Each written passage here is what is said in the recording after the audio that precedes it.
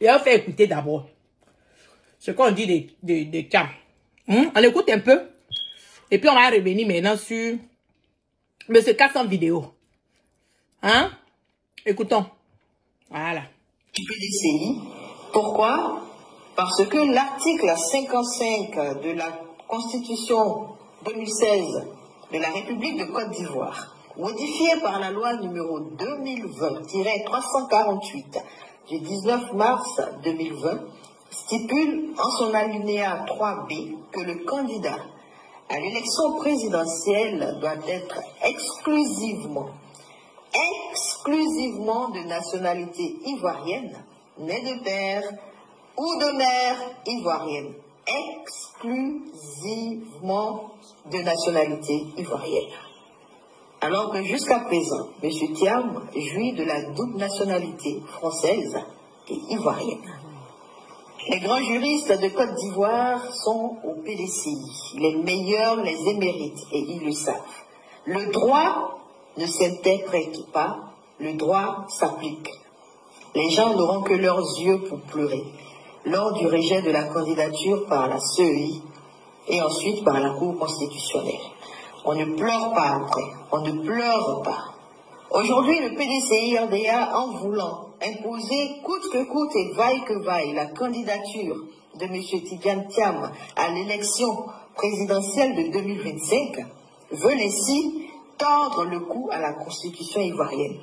Parce que lorsque la CEI ou le Conseil constitutionnel vont rejeter cette candidature pour le motif de non-exclusivité de la nationalité de M. Tidjane Thiam, ils vont tout de suite appeler à l'exclusion, à la xénophobie, à la jalousie et à la discrimination. Alors qu'il n'en est rien. Les textes sont clairs et les textes spécifient bien les différents critères à remplir pour être candidat à l'élection présidentielle en Côte d'Ivoire.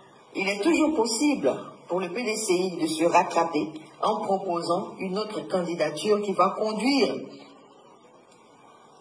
à la destinée de ce vaillant parti. Et les profils, il y en a foison au PDCI-RDA. Le PDCI est un vivier de compétences exceptionnelles et extraordinaires. Donc il n'y a pas de raison qu'on veuille faire la politique de l'autruche en imposant coûte que coûte et vaille que vaille le profil Tidjane Thiam. Au-delà, en tant que citoyenne, moi je veux interpeller les Ivoiriennes et Ivoiriennes, fiers que nous sommes, de placer l'intérêt du pays avant l'intérêt de quiconque. Elle a fini de parler. Vous avez entendu? Donc, normalement, Tidjane Thiam même, il ne peut pas se présenter parce que il a 3 nationalités. Française, sénégalaise, ivoirienne. Donc, la Constitution ne lui permet pas, il ne remplit pas les conditions de venir se présenter. Donc, passons à autre chose. Maintenant, quel est le problème avec cette histoire de Tidjane Thiam? Tidjane Thiam, je le dis à qui veut l'entendre haut et fort, hein, que ça vous plaise ou pas.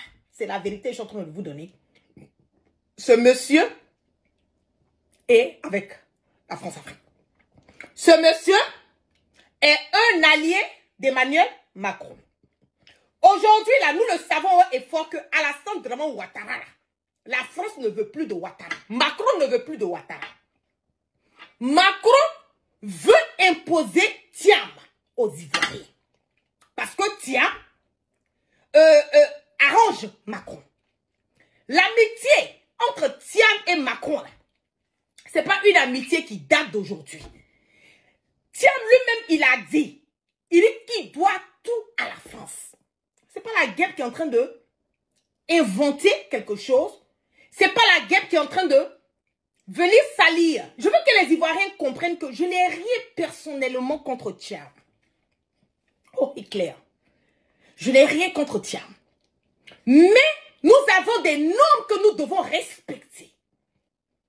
Nous ne pouvons pas quitter dans un trou pour aller nous retrouver dans une histoire de puits. Nous ne pouvons pas accepter cela. La mère de Tidiane Thiam n'est pas ivoirienne. Elle est sénégalaise. Le père de Tidiane Thiam a travaillé au port. Il était un docker au port d'Abidjan. C'est là qu'il a connu le président Feu Félix Houphouët-Boigny, qui était marié à la cousine de la maman de Thiam. Marie Tousso, c'est la mère de Thiam, sénégalaise. Son père, M. Thiam, sénégalais. Tous les deux, sénégalais. Bon, il est né en Côte d'Ivoire. Ok, il n'y a pas de souci. Mais quand nous venons nous mettre dans une histoire de... Ah, c'est un baoulé. La Côte d'Ivoire n'appartient pas au baoulé. Moi, là, j'ai été élevée. J'ai été élevée. Mes mamies, là, elles sont vivantes encore. Ce sont des mamans baoulées. J'ai été élevée par des baoulés. Donc, nous ne venons pas prendre un parti politique pour venir faire un bien d'une, comment on appelle, d'une famille. Le PDCI-RDA n'appartient pas au baoulé. Le PDCI-RDA appartient à tout Ivoirien qui veut adhérer au parti politique. Et je veux que ça soit clair, net et limpide là-dessus. Mais tiens, mais quel est réellement son problème? Je vais vous montrer. Parce que quand on va parler, vous allez penser que oui, voilà et tout. On va écouter ce que Thiam a eu à dire ici. Il y en a un dans la salle.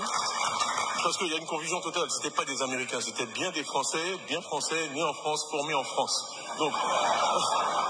Donc mon propos n'a jamais été un propos contre la France ou contre les Français.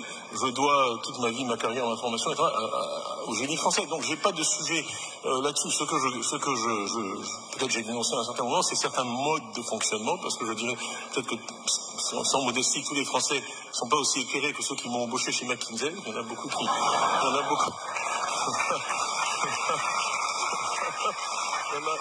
en a beaucoup qui m'ont même pas interviewé, donc voilà. Après, sur la diversité, honnêtement, je pense que c'est enfoncer une porte ouverte. Franchement, aujourd'hui, les sociétés qui gagnent, les équipes qui gagnent, les entreprises qui gagnent sont celles qui sont ouvertes, et la diversité, Dieu merci, ça va bien au-delà de la couleur de la peau, c'est de diversité de manière... Vous avez entendu Tidiane Thiam? Il dit que lui doit tout là, à la France. Et quand il a fait ce discours, c'était en 2011, pas en 2015. Emmanuel Macron même n'était pas encore président de la République de la France. On va écouter. Ici, diversité de style, diversité de tous les genres, je pense que c'est... Moi, je crois qu'on est en train de gagner là-dessus. Je pense qu'on n'a plus besoin de prêcher. Je pense que la réponse est évidente et que le monde évolue dans la bonne direction.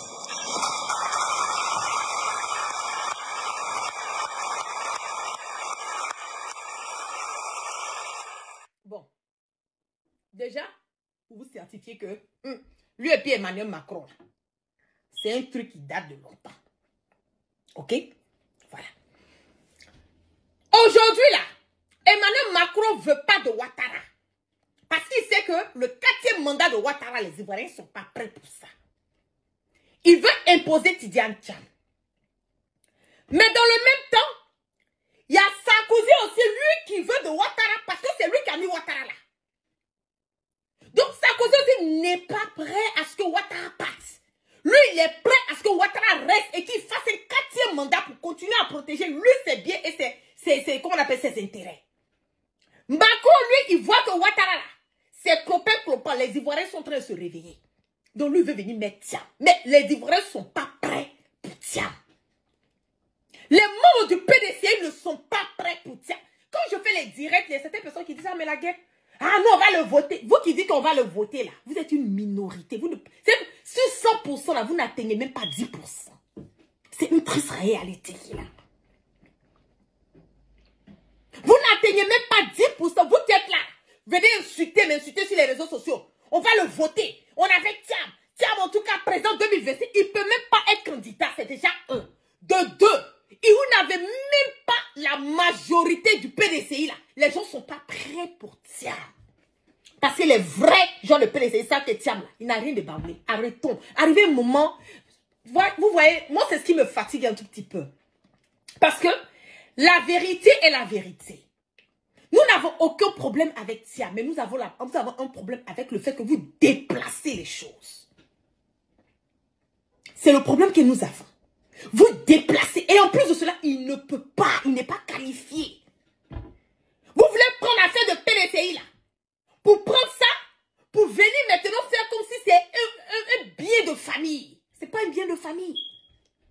Si Thiam avait des intentions de vouloir être candidat, mais pendant que le président Bédi était là, on ne le voyait pas. On n'a qu'à se dire la vérité. On ne voyait pas Tidjane Thiam. Tidjane Thiam est toujours resté, voilà, derrière. Il a toujours été dans l'eau, comme on le dit. Le président Bédi est mort net. Bouche. Vous êtes venus. Vous êtes venus faire des élections debout dormir. Vous avez imposé Thiam. Ah, c'est un technocrate. Non, on n'a que dalle. On s'en fout, c'est un technocrate. Ouattara est venu nous a parlé des avions, des bateaux. Aujourd'hui, là, nous avons vu la réalité de Ouattara. C'est un menteur, un imposteur, un bandit, un voyeur, brigand de grand chemin. Donc aujourd'hui, là, si vous voulez aller voter votre Thiam, il faut qu'il soit éligible d'abord pour être candidat. C'est déjà un. De deux, il ne connaît pas la Côte d'Ivoire. C'est ça qui est la réalité. De trois, on veut forcément l'imposer à la tête. Ça ne passera pas parce que là, Thiam, j'ai l'impression que ce sera la division au sein de l'opposition. C'est une réalité parce que, je l'ai dit, sur 100% de gens de PDC, il n'y a même pas 10% qui sont pour Thiam. Ceux que vous les voyez qui font les commentaires, les grands discours, à venir attaquer quand on commence à parler un petit truc de Thiam là. C'est une minorité qui défend Thiam. Je sais de quoi je parle. Et je vous mets au défi. Les gens ne sont pas prêts pour lui. Parce qu'on ne le connaît pas. On ne le connaît pas. Et c'est la vérité. On le connaît. Plus de 20 ans, il a quitté le pays. Plus de 20 ans. Et il trébat des casseroles. À nos points finis. On ne peut pas venir mettre la main, la vie, le destin. Les Ivoiriens vont venir mettre leur destin dans la main de Thiam. Pour gagner quoi? Et ce qui m'a choqué en plus, c'est que il n'a même pas la mentalité africaine. Je suis désolée de vous le dire. Thiam, c'est européen. Thiam, c'est blanc. Parce que ce sont ces personnes qui côtoient nos réalités de notre pays, là. Il ne connaît pas. Nos problèmes de notre pays, il ne connaît pas. C'est maintenant là qu'il veut rentrer dans la politique que tu le vois en train de se balader dans différents endroits de la Côte d'Ivoire pour croiser, parler aux gens. Mais il aurait dû le faire il y a longtemps de cela. Si la Côte d'Ivoire était vraiment un pays qu'il aimait, s'il avait de l'amour et de la compassion pour la Côte d'Ivoire, pour les Ivoiriens. C'est récemment que Thiam est en train de nous parler de la tête de Jeune, tout ce qui a été décapité. On n'a pas besoin d'être candidat aux élections présidentielles pour parler des maux d'un pays. Tout le monde a partagé dans le monde entier. Nous avons tous parlé de ça. Des gens même qui ne sont même pas des politiciens ont crié non à ce que Ouattara a eu à faire décapiter la tête du Jeune Toussaint. C'est maintenant que Thiam vient, il va aller saluer la famille. C'est maintenant que Thiam vient, il va parler de ça. Nous, on est déjà passé. On est passé sur ça. On ne peut pas passer complètement parce que c'est un fait qui est là. Mais il y a des problèmes encore pires que ça encore qui vont devenir. Ne viens pas jouer les sentiments des Ivoiriens. Il n'a aucune idée. Je vais vous montrer ici une vidéo qui m'a choquée. Cette vidéo m'a choquée parce que je dis waouh. Il a cette conception jusqu'à ce point. C'est grave. On va écouter attentivement. Écoutez minutieusement. Vous allez comprendre quel est le mind, quel est le level, quelle est la compréhension, comment le mindset. C'est que comment ce monsieur-là, il voit les Africains. Parce qu'il faut voir les Africains d'une manière pour pouvoir guider, pour pouvoir gérer les Africains. Il ne connaît pas la Côte d'Ivoire. Moi-même, la guerre, je connais la Côte d'Ivoire plus que Thiam. Il ne connaît pas, il ne connaît rien des réalités de notre pays. Je vais vous faire écouter rapidement cette vidéo. Écoutez. Des problèmes sociaux ou des problèmes économiques qui trouvent leur traduction dans la violence. Et à la fin, il faut aller à la cause, à la racine du mal, qui est souvent l'insuffisance des moyens, l'insuffisance d'opportunités, l'insuffisance d'éducation, en particulier des femmes, parce que la démographie reste au cœur de ces questions-là, et permettre aux femmes africaines de maîtriser leur fécondité, de choisir. Thiam dit, les problèmes de l'Afrique, là, on doit demander aux femmes de maîtriser leur fécondité. Nous, là, nous sommes africains. Ça, c'est la mentalité des Blancs. Ce sont les Blancs qui disent que nous sommes nombreux. Pourtant, eux-mêmes sont plus nombreux que que nous. C'est la conception du blanc qui peut dire aux femmes de ne pas faire des enfants. Nos enfants, là, ce sont de richesses.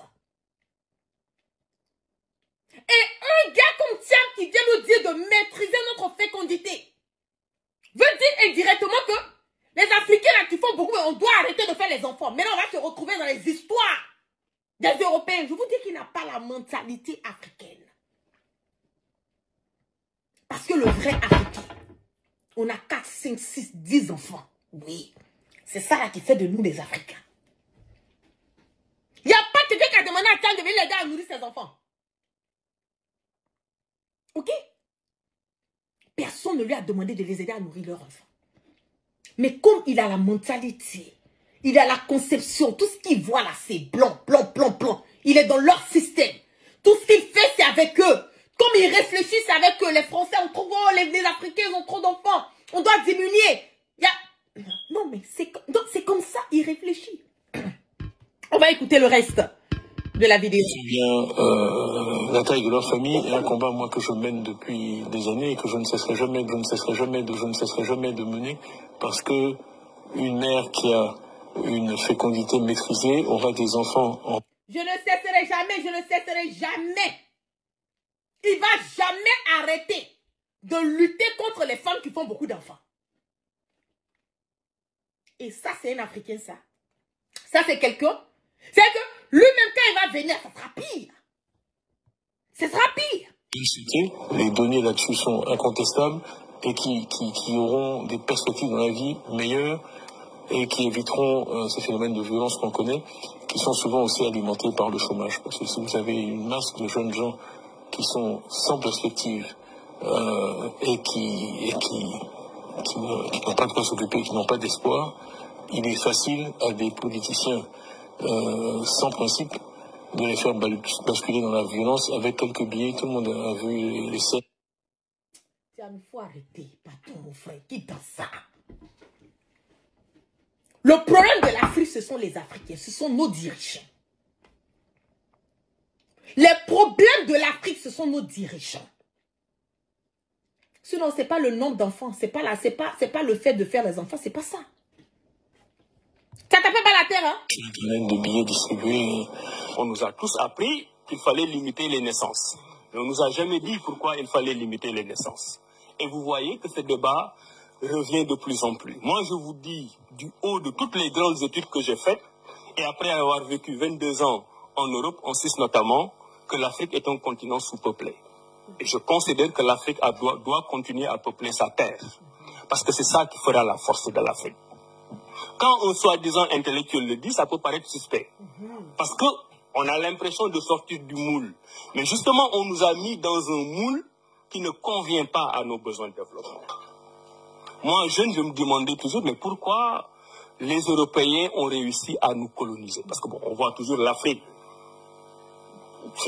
C'est des grandes surfaces, on voit toujours beaucoup de population. Et on pouvait se dire, mais comment ces gens-là peuvent faire 3 000, 4 000, 5 000 kilomètres, venir en minorité et nous développer? Il y a une dimension qui ne sort pas dans nos livres d'histoire. Mais en 1900, il y a un siècle, en Afrique, on était 140 millions. Que 140 millions. C'est presque la moitié de la population du Nigeria actuellement. Et c'est toute l'Afrique. On n'était que 140 millions.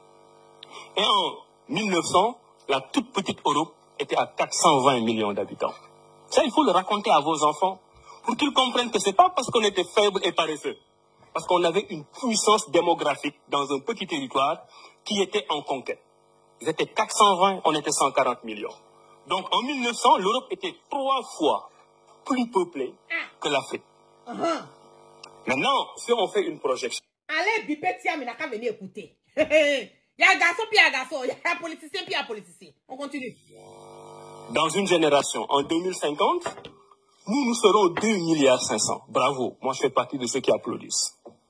Bravo. Et l'Europe sera à 525 millions d'habitants. On sera 7 fois plus nombreux qu'eux. Maintenant, pourquoi il y a ce discours européen sur la limitation des naissances? Parce qu'ils ont compris un trait d'histoire particulièrement important, que les grandes puissances peuvent s'appuyer sur énormément d'autres arguments, mais le premier argument de la puissance d'un pays, c'est sa démographie. 100 millions d'habitants, 100 millions. d'habitants dans toute l'Afrique en 1900.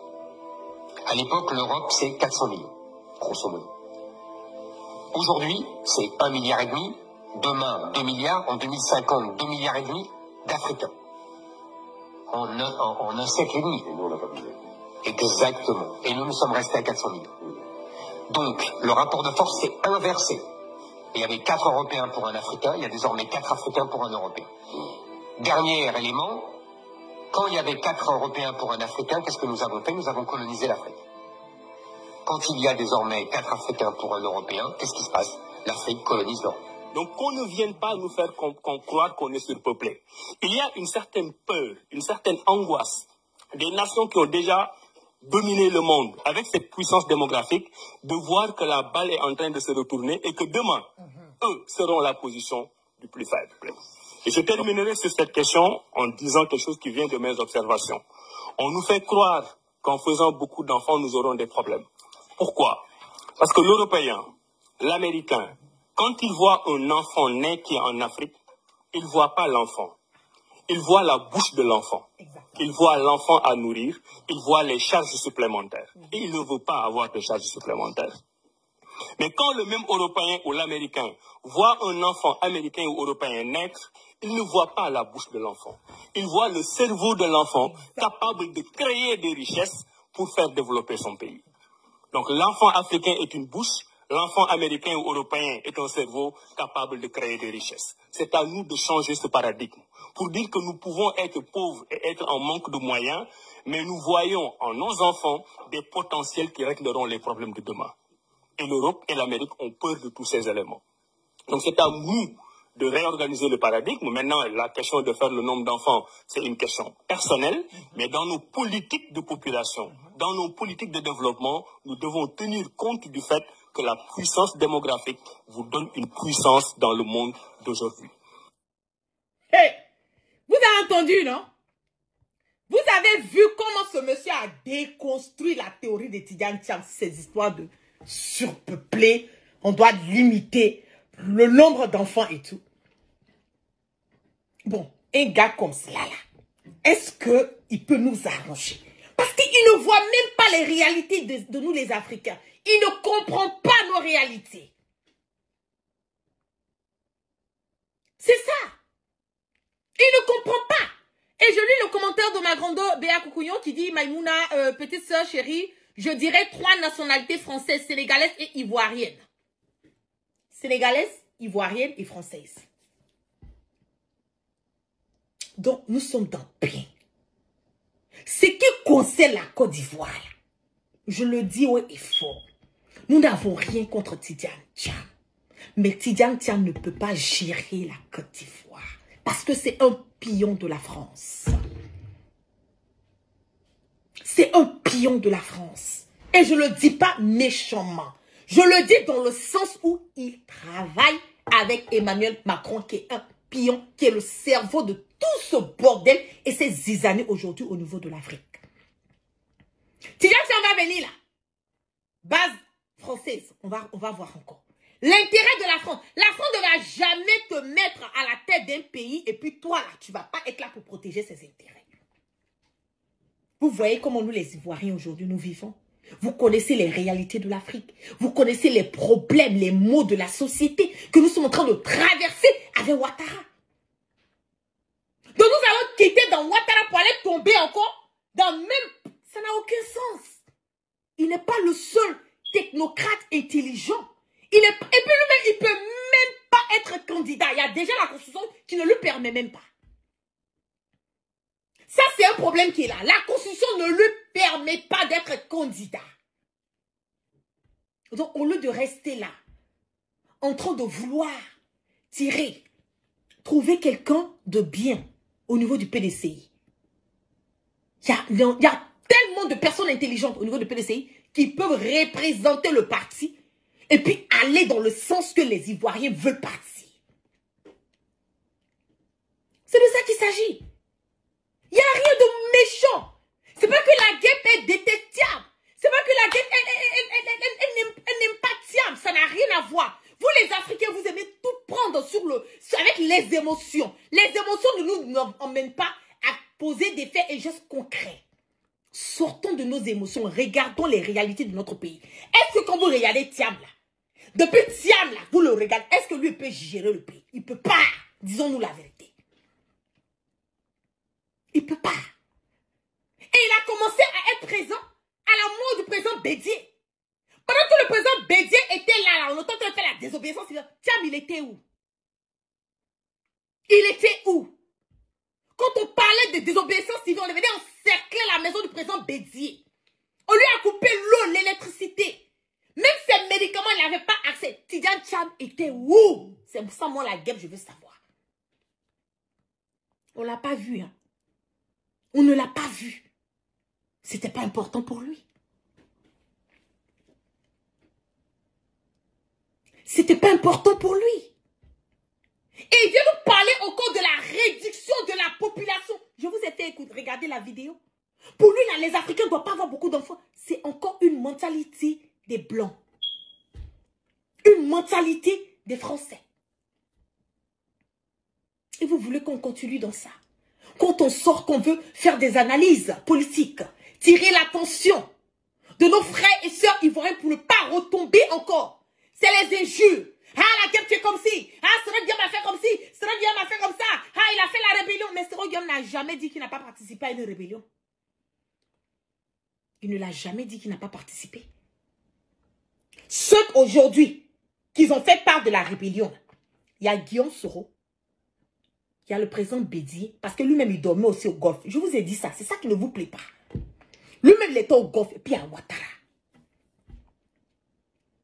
Donc quand vous lancez la pierre à Guillaume Soro, prenez cette même pierre, lancez deux pierres. Une pierre à Guillaume Soro et une pierre au président Bédié. Et une pierre aussi à Ouattara. Ils étaient tous ensemble.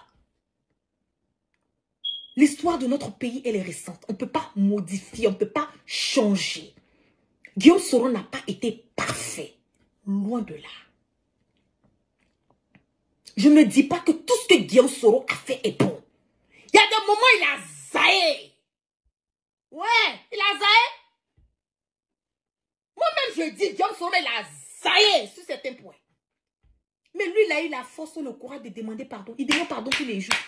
Pardon, pardon, pardon, réconciliation, pardon, l'amour en ivoirien, pardon, pardon. Même le président Bédié, lui-même, il a accepté Guillaume Soro. Jusqu'à sa mort, Guillaume Soro était son fils. Même le président Gbagbo, les gens qui sont là, qui veulent créer là, c'est qu'aujourd'hui là, moi ça me fait rire parce que on ne peut pas répondre à tout. Le président Gbagbo, ceux qui sont en train de se muscler là, pour dire que vous êtes là, des gens de PPAC qui veulent insulter Guillaume Soro là. Mais je me demande souvent si dans votre tête là, si c'est du body qui est dedans, ou bien s'il y a un bouton qui n'est pas fixé, ou bien je ne sais pas.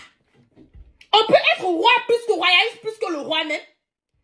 Si le président Laurent Gbagbo a pardonné à Guillaume Soro, aujourd'hui là, PPACI, GPS là, c'est comme une famille. Mais vous là, les papatos sans payer là, les délinquants politiciens, les soi-disant politiciens, vous êtes qui pour réclamer ou pour, comment on le dit, lancer des insolences ou attaquer Guillaume Soro? Si celui-là même que vous dites que vous les gens de PPAC, certaines personnes de PPAC là, vous dites que vous là, vous suivez l'idéologie, la vision du président Laurent Gbagbo, normalement, il n'y a pas un membre de PPAC qui peut sortir pour dire va insulter Guillaume Soro. À condition que vous êtes dans une mission que vous-même vous connaissez, mais vous serez détecté. Si le président Gbagbo lui-même, il a pardonné à Guillaume Soro, lui-même, matin, midi, soir, il dit libérons les prisonniers politiques. Lui-même, le président Laurent Gbagbo, il a dit encore, mais faisons Guillaume Soro ne doit pas être dehors. Il doit rentrer, retrouver sa terre natale. Est-ce que c'est le couteau qu'on a mis sur la tête du président Gbagbo pour lui dire de dire ça? C'est venu de lui-même, son propre cœur. Sa propre volonté. C'est parce que le président Gbagbo, là, il a l'amour de sa nation. Il sait que Guillaume Soro n'est pas là, c'est pas bon. Il sait que Guillaume Soro, il a zaillé. Mais il sait que ça va au-delà de Guillaume Soro. Cette rébellion qui a été faite là. Guillaume Soro a été dedans, hein. Je suis d'accord. Mais c'est au-delà de Guillaume Soro. Depuis que le président Gbagbo parle là, est-ce qu'il a déjà dit Guillaume Soro était dans la rébellion, il est venu bombarder? Quand il parle là, il parle avec des preuves. Il dit c'est la France, c'est l'armée française qui est venue bombarder le bunker. C'est ce que le président Gbagbo dit, non? Ou bien, est-ce que depuis là, il a déjà dit Guillaume Soro? Il n'a pas dit Guillaume Soro. Même Ouattara, même quand il parle, par ricochet. Sinon, c'est là. Et nous savons bien, c'est la France qui a participé à ça. Donc, pour vous dire que ça part au-delà de Guillaume Soro. Ça va au-delà. Le président Gbagbo sait que Guillaume Soro, il était petit d'affaires là. Arrivé à un certain moment donné là, Guillaume Soro ne pouvait pas parler. Il était petit d'affaires. Il était là, certes. Même chose comme le président Bédié. Il n'y a pas de décision dans la rébellion qui a été prise sans l'autorisation du président Bédié. Et je mets quiconque au défi de ça. Vous voulez nous emmener à parler, on va parler. Nous allons parler.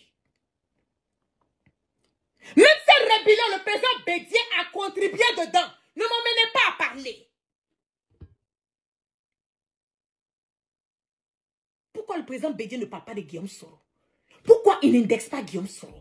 Et c'est vous qui dites que vous êtes des partisans du président Gbagbo et puis vous vous sautez, vous insultez Guillaume Soro. Vous pensez quand vous regardez, plus jamais quelqu'un va... Et gars, c'est que si RHDP insulte Guillaume Soro, là, moi ça me fait pas mal.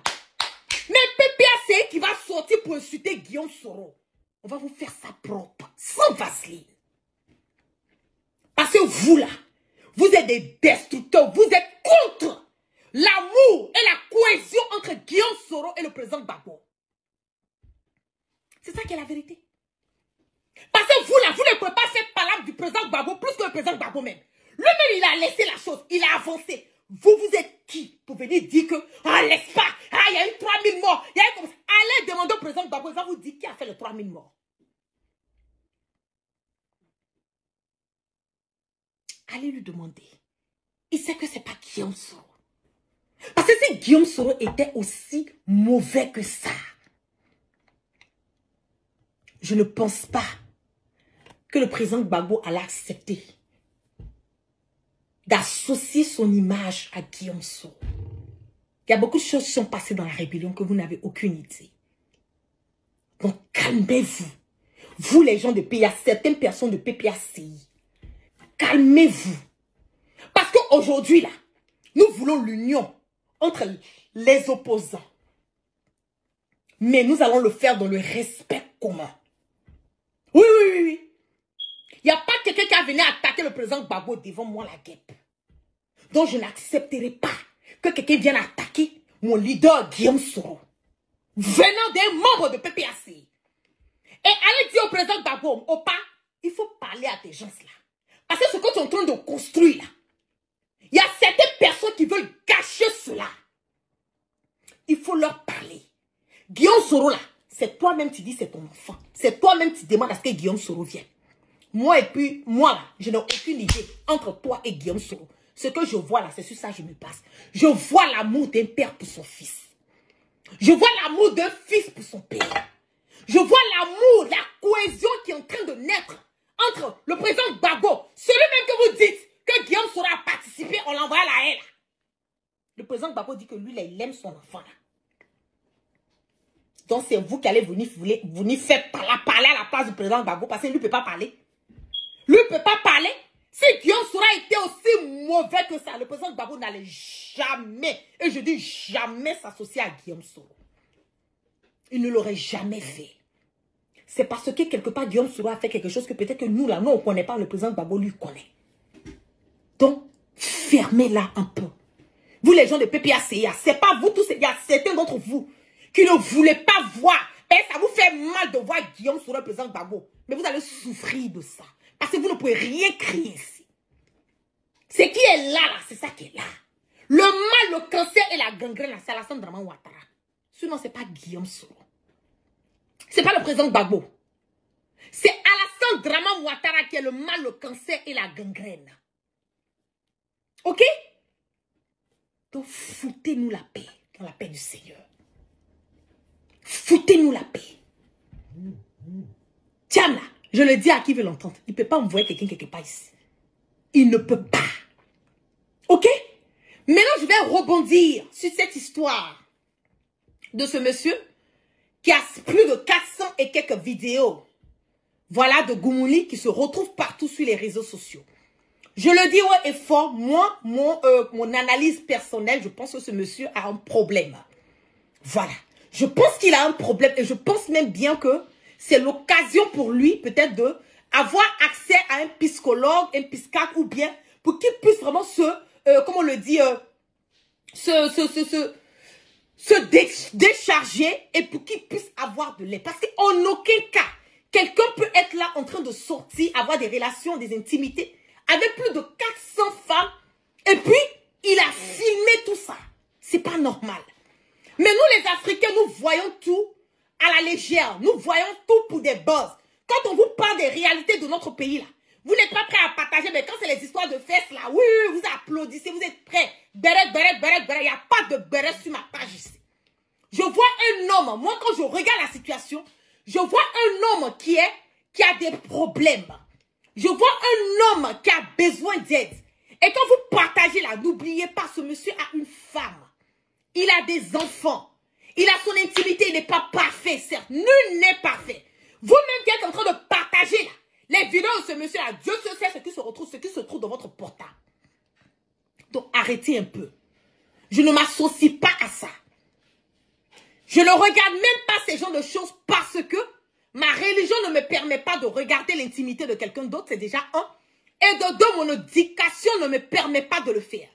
J'ai un service de communication qui sont sur les réseaux sociaux, qui regardent, qui partagent, comme je le dis, j'ai un service de communication, voilà, qui est sur les réseaux sociaux, les TikTok, les Facebook, les YouTube, qui regardent réellement ce qui se passe et qui me font un rapport. Et c'est mon service de com qui m'a dit qu'ils ont eu des vidéos où il y aurait des influenceuses ivoiriennes, voilà, puisqu'on dit que le monsieur était à Abidjan pendant la CAN. Voilà. Donc, s'il y a eu des trucs qu'il a eu à faire avec ces influenceuses, ça c'est leur vie privée. Je n'en ai rien à foutre de ça. Voilà. J'ai fait un post parce que je voulais voir vos réactions.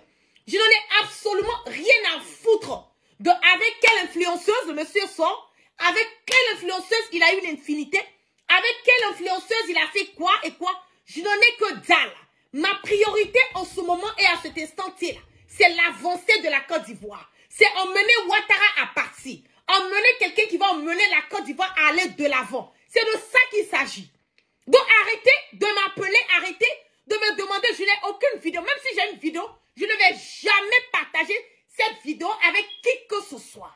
Je ne le ferai pas. Ce n'est pas de ma religion, ce n'est pas de mon éducation. Et je ne suis pas concept des personnes qui partagent les intimités des gens. Je peux ne pas aimer certaines personnes, je peux ne pas les apprécier, mais ça ne me donne pas, voilà, le droit de venir exposer quelque chose qu'ils ont fait en intimité. Oui, ça se retrouve sur les réseaux sociaux. Je n'en disconviens pas, mais je ne suis pas là pour partager ou être concept des personnes qui partagent les intimités des gens. On ne sait jamais, ça peut arriver à tout un chacun. 400 vidéos, intimité veut dire que ce monsieur a un problème qui est lourd, qui va au-delà de ce que vous avez vu. C'est un addict, c'est-à-dire qu'il est, comment on dit, addict, comment on dit ça en français. Ouh là là, il sait que il a une addiction. Écrivez-moi le français, s'il vous plaît. Comment on dit addicté là en français là? Ouh là là. En anglais, c'est addiction. Voilà, c'est-à-dire qu'il ne peut pas se passer des femmes. Voilà. Il ne peut pas se passer des femmes. Et ça, c'est un problème. C'est un problème. 400 femmes, 400 vidéos. Qu'est-ce qu'il a fait de plus?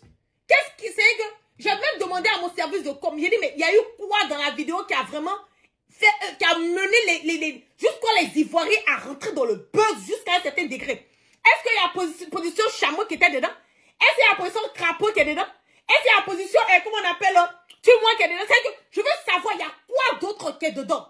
On me dit, ah, madame, c'est la même chose. Il y a pas, c'est la même chose, position crapaud n'est pas dedans. Position putain n'est pas dedans. Position tue-moi n'est pas dedans. Position ablacadie, je reviens là. Il n'y a pas ça dedans. Donc, il n'a rien fait de spécial dedans. Bon, pourquoi est-ce que c'est devenu un buzz? C'est pas ça, c'est par rapport à quoi? Si je voyais au moins, il y a un crita dedans, au moins, j'ai demandé, parce que moi, je n'ai pas envie de regarder. Donc, je suis obligée de m'appuyer sur les informations que mon service de communication m'emmène pour que je puisse faire des posts ou que je puisse faire des vidéos là-dessus.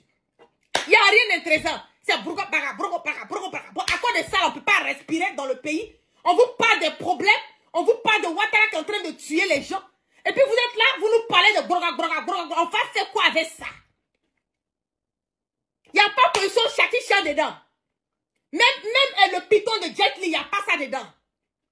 Donc, il y a quoi de bon dedans, au fait? Je veux comprendre. Hein? Il y a quoi de bon? Arrêtez un peu. Le monsieur est malade. Ayez pitié de sa femme. Ayez pitié de ses enfants. Je vous en prie. Je me mets à genoux, je vous demande pardon. Ayez pitié de sa femme. La femme, elle est innocente. Ses enfants sont innocents. Si c'est dans un pays européen, un pays même comme américain, le monsieur là, on va le mettre quelque part pour l'aider, pour lui parler. Parce que les femmes qu'il a couché avec elle là, c'est avec leur consentement. Hein. Oui, il n'a pas violé quelqu'un. Il n'y a pas de mineur dedans. Donc, il n'y a rien à regarder dedans. Et c'est un péché même de regarder l'intimité de quelqu'un d'autre. Concentrons-nous sur nos problèmes de l'Afrique. Concentrons-nous sur nos problèmes de la Côte d'Ivoire. Je vous en prie. Je ne partagerai jamais ces genres de vidéos. Vous me connaissez depuis combien d'années sur les réseaux sociaux. Même son président. Même son président, lui-même là, son président là. Moi, j'ai déjà eu accès à son vidéo de son Goumou, vidéo de Goumou de ce monsieur. Ça là seulement, je ne peux pas mentir, voilà, j'ai regardé. Parce que je voulais me rassurer que c'était vraiment lui qui était dans la vidéo. J'ai regardé. J'ai demandé pardon à Dieu. Pardon. Mais il faut que, comme c'est président, il faut que je me rassure que c'est vraiment un ballon qui était dans la vidéo. J'ai regardé, puis c'était vraiment un ballon. Et puis j'ai la vidéo, mais je n'ai jamais partagé. Je n'ai jamais partagé. Alors, pourtant, je n'aime pas un ballon. J'aime pas sa politique. Mais ça ne va pas m'emmener à venir partager son intimité. Pour gagner quoi? S'il vous plaît, changeons de mentalité, mes frères africains. L'Afrique a trop de problèmes. Nous avons trop à faire que d'être là, focalisés. Aidez le monsieur, je vous en prie, il a besoin d'aide. Aidez le monsieur, 400 vidéos, 400 femmes. Il est malade. Il est malade, c'est un insatisfait notoire. C'est que lui là, il n'y a pas une femme qui puisse le satisfaire. Et là, ça doit déjà vous dire qu'il y a un problème. Si c'est une seule personne, on peut dire, ah, c'est sa petite go. Tu vois là, il a trompé sa femme. Voilà, la vidéo est sortie. Mais plus de 400 femmes. C'est qu'il est malade. Ayez pitié de ses enfants. Je vous en prie. Ne rentrez pas dans ma messagerie pour me demander de vidéos. Je ne vais jamais partager ce genre de vidéos. Le vice là, c'est une maladie. Le vice là, c'est une maladie. Il y a des femmes qui sont comme ça. Hein. Il y a des femmes qui sont jamais satisfaites. Elles trompent son mari, mais elles trompent leur mari matin, midi, soir. Il y a des hommes aussi qui font pareil. Mais pour lui, là, c'est une maladie. 400? Non, attendez. Lui, c'est un Django dans quel sens? C'est une maladie. Aidons le monsieur. Aidons le monsieur. Je vous en prie, arrêtez de partager. Arrêtez de partager. Pensez à sa femme, pensez à ses enfants, à sa famille. Et les femmes même qui ont eu à faire ça, aujourd'hui, leur mariage est coutata. Lui, c'est que vous devez comprendre même que le monsieur, c'est qu'il est malade jusqu'au point. Même, j'aurais appris que même la femme, je vais lire, voilà le message, j'ai reçu un message aussi concernant cela. On m'a même dit, la personne a écrit, il y a eu des femmes de ministres, de hauts cadres de Guinée équatoriale. Vous voyez? Même la femme de son oncle, la femme ancienne de son oncle, même la femme de son petit frère, on dit, il ne les a pas épargnés. Vous vous rendez compte? Les ministres, là, il a gommé aussi leur femme. On dit même, je ne sais pas si c'est le DG de leur police ou quoi, sa femme. Ah, vous devez comprendre que ça va au-delà. Il est malade. Il est malade. Donc, je ne serai pas long puisque j'avais mis ça sur le titre de mon direct. Voilà, il fallait que je brosse un tout petit peu ça. Et voilà, bon, pour revenir sur ce que nous avons à dire, restons concentrés au niveau de notre pays, de notre Côte d'Ivoire. Bien aimé, voilà, allons sur les bases, allons sur maintenant un combat, voilà, qui va emmener la Côte d'Ivoire à aller de l'avant. Je le dis haut et fort à qui veut l'entendre que Tidjane Thiam ne peut rien créer en Côte d'Ivoire ici. Donc vous qui pensez qu'on va laisser Ouattara, voilà, Ouattara va partir, c'est Thiam qui a venu résoudre le problème des Ivoiriens, c'est lui qui a venu envoyer quelque chose de nouveau, de concret, de beau, de cohérent, voilà, pour les Africains. Je le dis haut et fort que vous vous trompez. Je vais lire ici un petit message encore qui a dit...